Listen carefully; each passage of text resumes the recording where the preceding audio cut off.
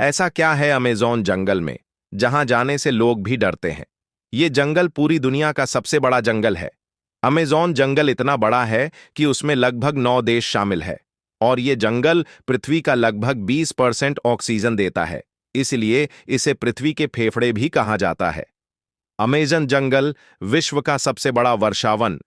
यह जंगल 5.5 मिलियन वर्ग किलोमीटर में फैला हुआ है और 400 से अधिक स्वदेशी समुदायों का घर है। यह जंगल जलवायु परिवर्तन के खिलाफ लड़ाई में महत्वपूर्ण